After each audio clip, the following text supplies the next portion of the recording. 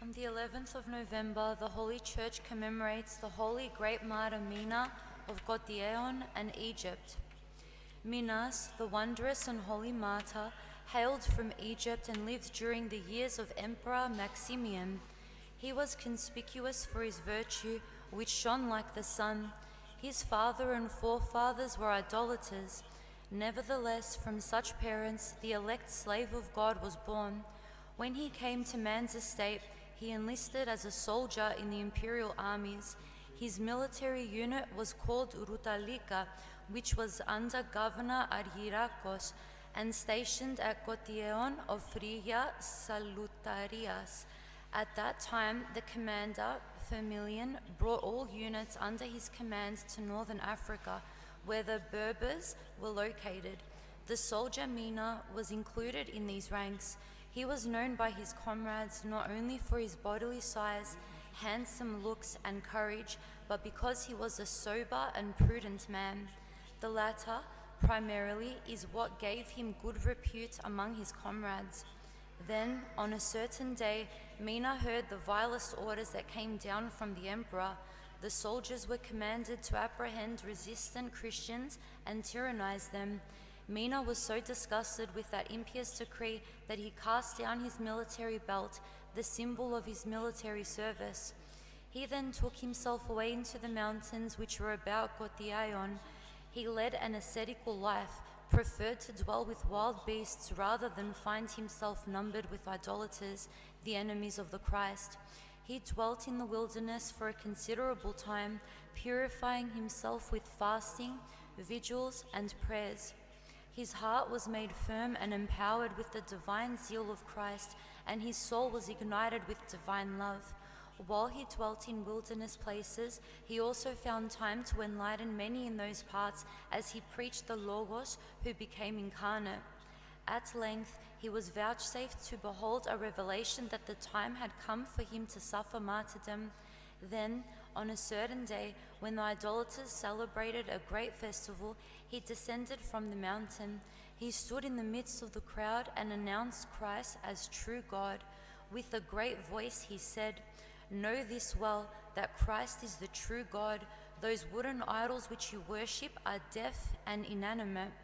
All who heard his voice gathered about him that they might have a look at him. They left off dancing and the games assigned for the festival. They were wondering at how he ventured to present himself in such a daring manner to the multitude. Those who were secret Christians rejoiced at the stance he took. Those who were idolaters bound the holy Menas and dragged him to the city governor, Piros, who took his seat upon a very high throne that he might view the theatre. The moment that Piros caught sight of Menas, then about 50 years old, he was impressed by his distinguished countenance, which was worthy of respect. For this cause, he questioned him in a civilized manner, asking the holy man from whence he came, who he was, and what kind of religion he professed. The holy man replied, "I have Egypt as my homeland. I was at one time serving as a soldier, but since you are irreverent and mad after idols, I left your service and repaired to the mountain as a secret Christian. Now, however, I have come to present myself before all and to confess my Christ as true God, so that he might confess me as his slave in the kingdom of the heavens, even as he himself spoke. Everyone, therefore, who shall confess in me before men, I also will confess in him before my Father, who is in the heavens." Piros, upon hearing these words, was greatly enraged and charged that the Christian should be jailed, so that he might have time to consider how he would put him to death. After morning had come and the festival had closed, Piros gave the order to remove Menas from the prison.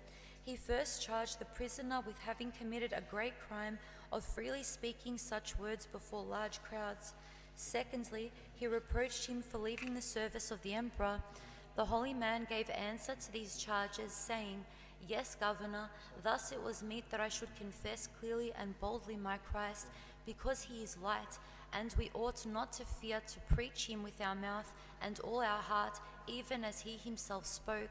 Do not become afraid because of those who kill the body, but are unable to kill the soul." The Apostle Paul also instructs us, saying, "For with the heart one believeth unto righteousness, and with the mouth one confesseth unto salvation."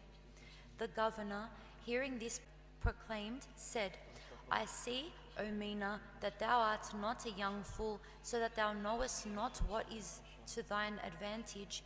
Behold, thou hast attained the age of an elder. Do not, therefore, be an idiot and disdain this most sweet life, preferring death.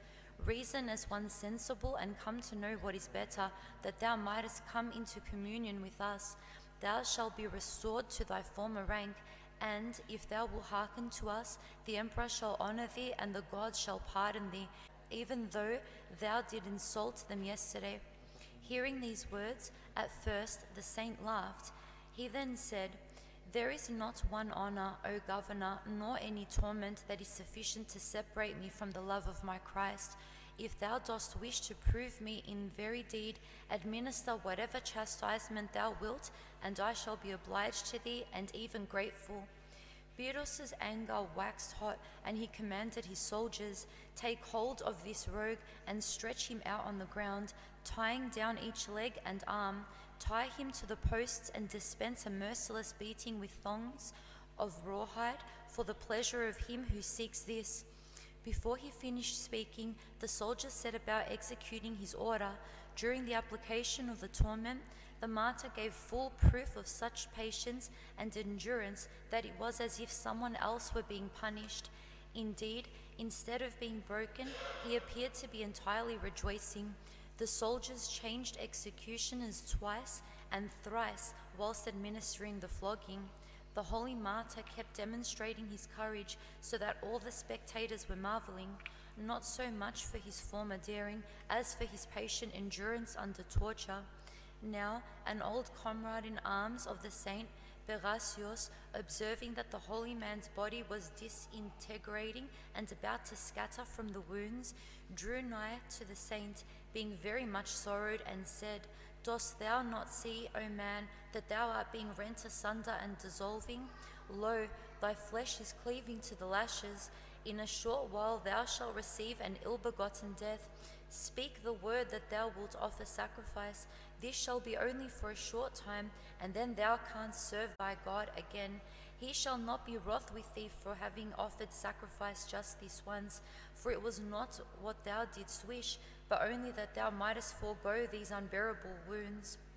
The saint heard Paraskevi, turned to him with a look that put fear in Paraskevi, and said, "Stand off from me, all ye that work iniquity. Depart from me, thou enemy of the truth and no friend to me. It is to Christ that I sacrifice, and to him alone. He is my helper, and he strengthens me to endure these wounds as pleasure and joy." Beros, watching the spectacle, then charged his soldiers to bind Menas upright to a wooden post. He next ordered that iron claws be applied to the Christian's flesh until his inward parts were exposed. Then the beastly governor jeered the holy man, saying, "Thou wast punished a little, O Menas, that thou mightest return to thy senses, or dost thou wish that we should add other punishments for thy joy and pleasure?" The martyr replied, "O mindless one, dost thou reckon that with such games thou shalt turn me from my faith? Or dost thou think that with such tortures thou shalt shake the firmly established tower of my confession?" Hearing this profession, Beros ordered his men to apply more force in scraping the saint's flesh, and then said to him, "Leave off thine evil persistence, O Menas, and submit thyself to the great Emperor Maximian." The saint responded, "Thou knowest not the king whom I confess, and for this cause thou tellest me that I should renounce the heavenly king and subject myself to the corruptible and earthly king. But I shall not deny the true king, the one who gives breath and life to all those on earth, and who permits emperors to reign over whom he has authority." The judge, observing the persistence of the saint, became more intent on drawing him towards his will. He therefore feigned ignorance of what the saint was speaking, and said, "And who is that one, O Menas, who gives authority to the emperors, and is himself the king of all creation?" The saint answered, "It is Jesus Christ, the Son of God, whoever lives and abides, who has all things in the heaven and the earth in subjection to him. The judge continued and said, And dost thou not know, O Mena, that all those who call upon the name have angered the emperors, and that they have commanded that such persons be punished without mercy? The saint said, If the emperors rage, it does not distress me, nor do I regard it. I have one goal, to die in this good confession. This is due to what the Apostle Paul speaks. Who shall separate us from the love of Christ? Shall affliction, or distress, or persecution, or famine, or nakedness, or danger, or sword? Thus the martyr portrayed Jesus' passion on the cross, even in his own body, as he was hanging on that wooden post. He nevertheless endured the lacerations, that he might win the delight which is in the heavens. The trial of pain he endured was past nature, but divine love strengthened his nature and allowed him to forget the terrible wounds. After the champion of piety spoke so plainly, the judge became further enraged and ordered his soldiers to take up bristly sackcloth and rub with all their strength the wounds made by the scraping. After this had been done, the saint said, Today I put off the garment of skin and sin and put on the radiant garment of the kingdom of God. By divine grace he remained without pain. Once again, the judge saw that the saint was undergoing this torture as if it was some sport. He then ordered his men to bring flaming torches. They were instructed to apply the fire and burn the martyr's body all about. Even in this torment, the holy man was saying, I have Christ as my helper, who told us not to become afraid because of those who kill the body, but are not able to kill the soul. Hearing this declaration, the judge saw that he was unable, by means of further torture, to draw the holy man toward him. Every contrivance proved useless before the martyr's God-empowered endurance. Neither hunger nor wounds, immolation, iron claw, nor flaying moved his resolve. Biros then commanded that Mena be taken down from the wooden post and that he be led before him. When this had been done, Biros said to him, Tell me, O Mena, from whence come to thee such knowledge of letters that thou answerest in such a manner?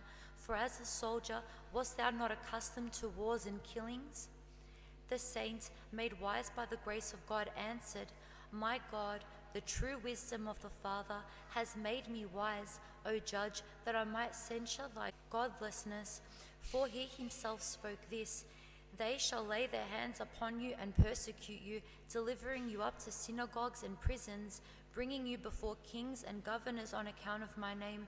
But it shall prove to be a testimony for you. Therefore, settle it for yourselves in your hearts, not to premeditate to make a defense. For I will give you a mouth and wisdom with all those who oppress you. They shall not be able to contradict nor withstand.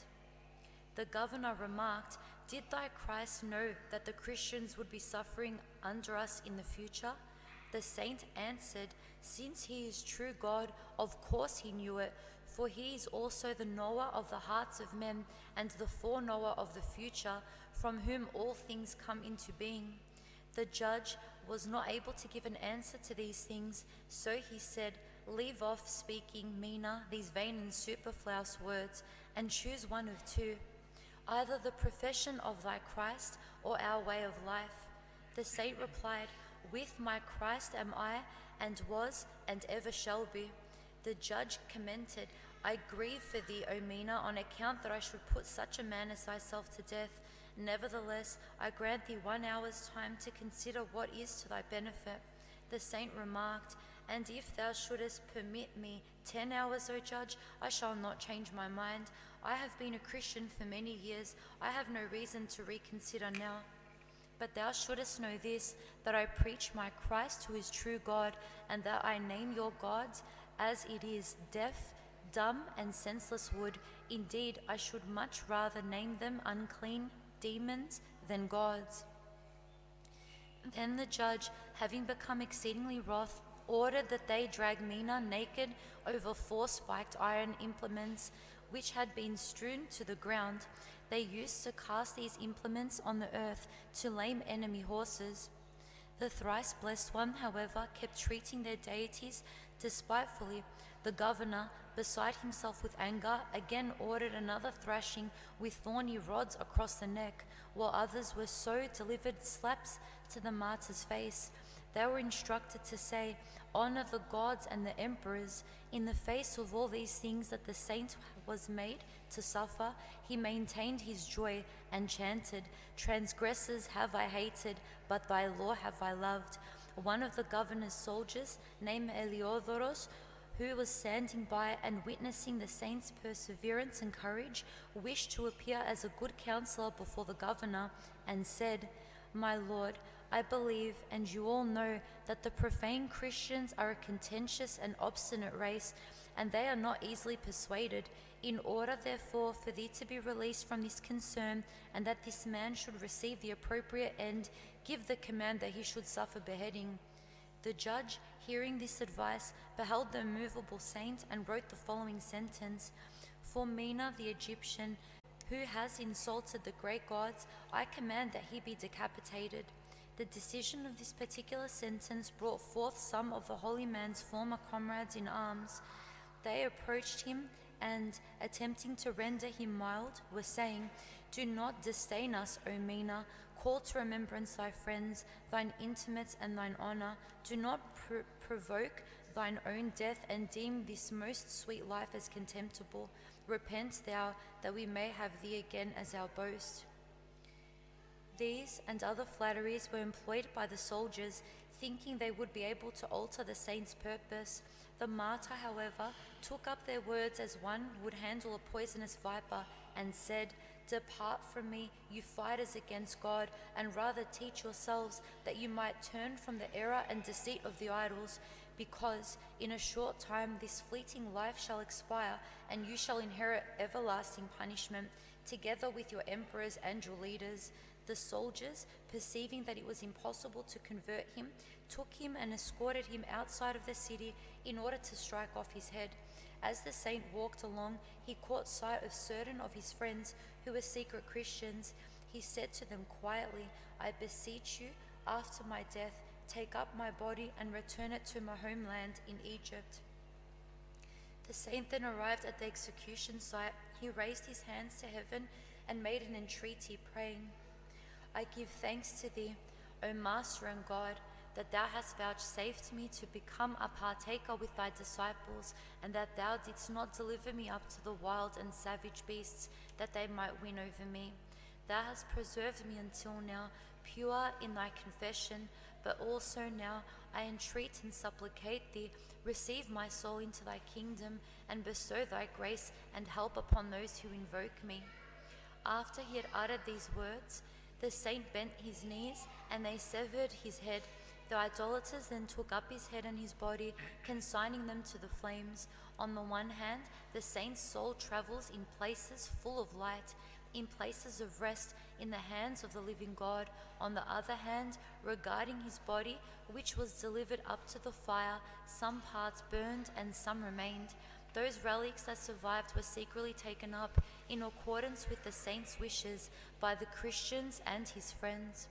They were anointed with myrrh and wrapped in linen, and then conveyed to Egypt. The holy and great Martyr Menas received from God the grace of working extraordinary wonders and miracles, especially helping those who found themselves in anguish and great necessity. The spot in which they buried his remains is near Lake Mareotis, or more specifically, Buma, southwest of Alexandria.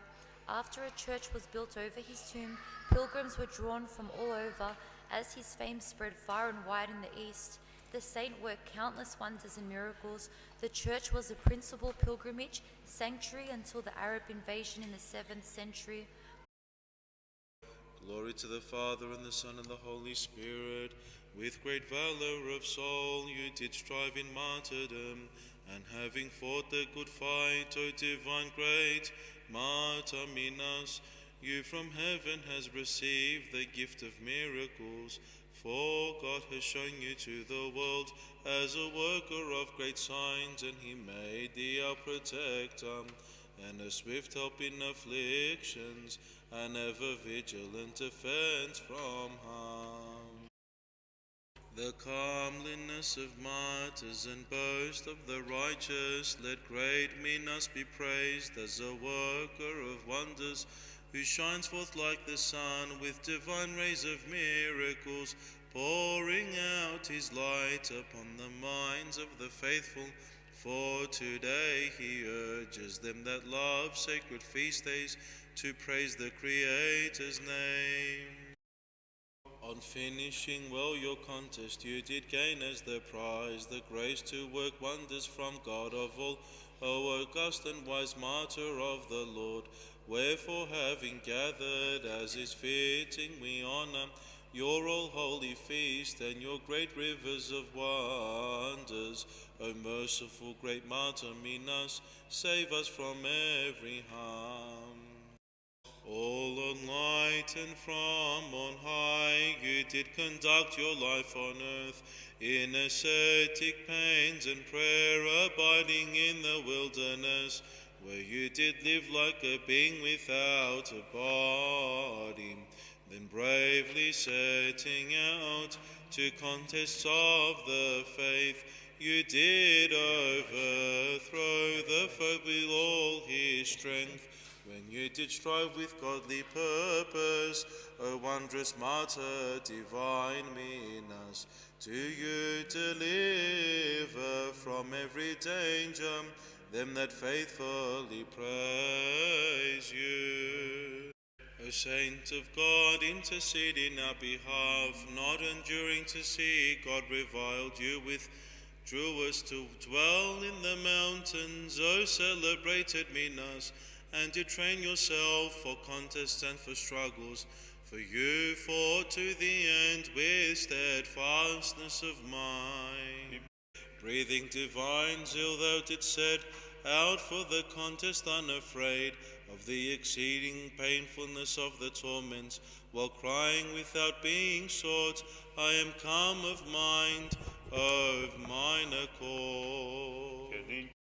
Though once held in the bleak gloom of ignorance, Egypt caused you to dawn forth, O great Menas, a bright light for all the world, O blessed martyr of godly mind, who has mightily banished the deep night of godlessness, and with beams of thy godly contentions in martyrdom, wherefore we keep feast on your most bright and august day, with gladness while crying out with great fervour of heart to thee, O adornment of martyred saints, intercede with Christ our God, that forgiveness of all their transgressions be granted to them that with longing keep your holy memory. You have embellished heaven